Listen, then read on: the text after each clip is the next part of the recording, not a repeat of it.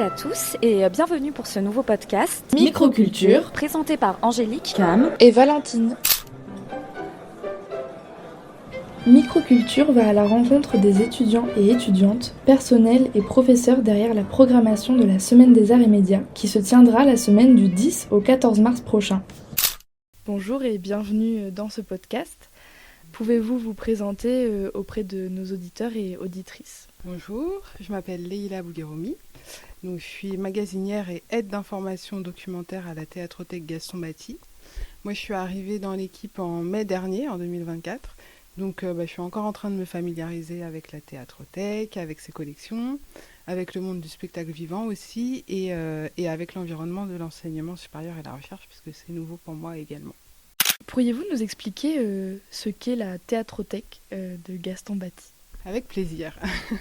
Donc pour vous expliquer ce que c'est, je vais remonter à ses origines. Donc la Théâtrothèque Gaston Batty, elle est fondée en 1959 par le professeur d'histoire et d'esthétique du théâtre Jacques Scherrer, à partir de la bibliothèque personnelle du metteur en scène Gaston Batty. Donc Gaston Batty meurt et Jacques Scherrer récupère ses 4000 volumes à l'époque de la bibliothèque personnelle de Batty. Et en 1960, donc juste après, Scherrer crée l'Institut d'études théâtrales pour une reconnaissance de la discipline théâtre comme objet d'étude et de recherche. Donc la Théâtrothèque Gaston Batty, elle est vraiment à l'origine même de la naissance des études théâtrales en France. Et encore aujourd'hui, c'est la seule bibliothèque universitaire dédiée au spectacle vivant en France et vraiment reconnue au niveau international. Donc elle a pour ambition de couvrir l'ensemble de la production éditoriale de son temps, sur les arts du spectacle vivant et aussi de constituer un pôle de conservation de la mémoire du spectacle.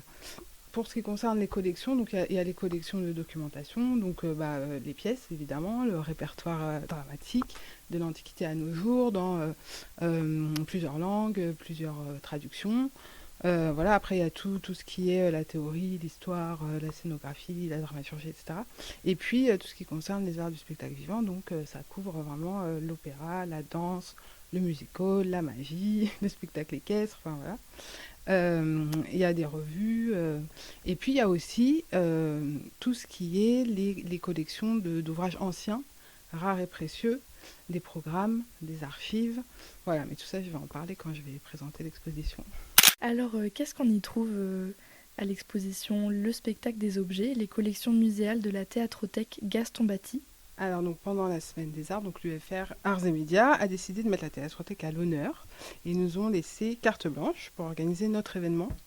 Donc, on en a discuté tous ensemble, la petite équipe de la Théâtrothèque, et on a choisi de présenter les collections muséales de la Théâtrothèque dans une exposition. Donc, on a choisi d'intituler Le spectacle des objets. Parce que en fait, la Théâtrothèque, elle s'est largement constituée au départ à partir de dons d'enseignants et d'institutions et de particuliers professionnels du spectacle.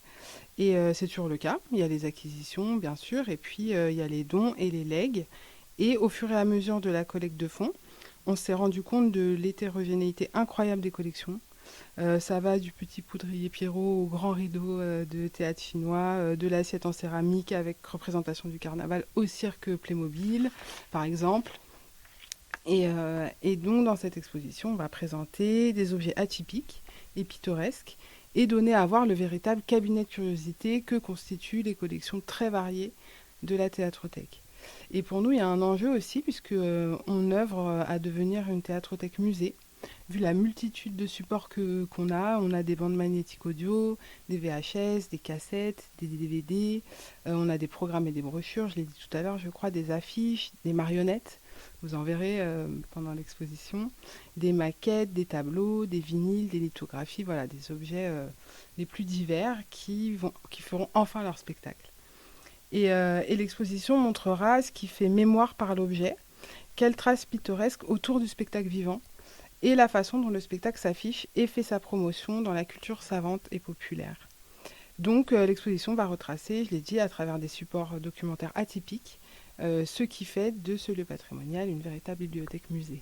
Quelle est votre fonction, votre rôle au sein du projet pour la Semaine des Arts ? Eh bien, mon rôle, comme celui de mes collègues, c'est vraiment un travail d'équipe. On est 5 dans l'équipe de la Théâtrothèque et on est 5 à s'investir vraiment dans l'exposition. Donc c'est l'esprit de la Théâtrothèque, on est tous très polyvalents. On s'investit tous dans le choix des œuvres qui est fait. Et maintenant, on pense à la manière dont elles vont être présentées. On va faire l'installation tous ensemble. Est-ce qu'il y a une intervention à un moment donné dans le processus, dans l'installation des étudiants et étudiantes de la Sorbonne Nouvelle? Et si oui, à quel moment ils ont intégré le projet? Donc ils n'ont pas encore intégré le projet, puisque nous, on est à la base l'équipe de la Théâtrothèque, on est vraiment à la base de la conception de l'exposition et du montage. Et les étudiants, ils vont s'investir dans la permanence, en fait, au moment dans la médiation, au moment où l'exposition sera installée avec nous, auprès du public. Connaissez-vous le profil des étudiants qui vont être présents lors de l'exposition? Donc les étudiants qui font la médiation avec nous sont des étudiants de l'Institut d'études théâtrales de la Sorbonne Nouvelle. Pourriez-vous définir la Semaine des Arts et Médias en quelques mots et ce qu'elle représente pour vous ou pour la Théâtrothèque en général? Je vais parler pour moi.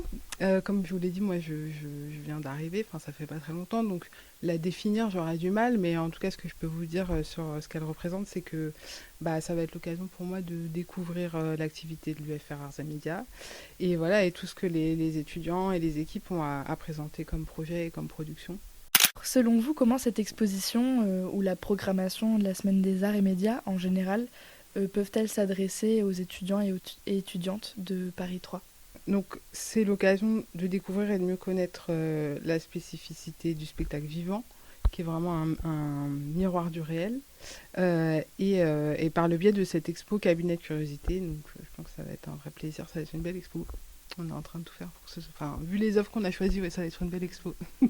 En quoi est-ce que la Semaine des Arts et Médias peut-elle être bénéfique pour les étudiants et étudiantes de la Sorbonne Nouvelle? Pour celles et ceux qui sont activement impliqués dans l'organisation, la Semaine des Arts et Médias, c'est l'occasion rêvée de mettre en évidence leurs intérêts et leurs compétences et leurs capacités de médiation culturelle. Et ça à plusieurs niveaux, étant donné qu'on travaillera coude à coude avec les enseignants et les autres responsables culturels du campus. Et pour le reste de la communauté étudiante de la Sorbonne Nouvelle, c'est bien sûr le plaisir de la découverte qui est toujours fertile. Merci beaucoup d'avoir accepté, d'avoir pris le temps de répondre à nos questions. On a hâte de vous retrouver pendant la SAM. Pourriez-vous nous indiquer le lieu et les dates de l'exposition?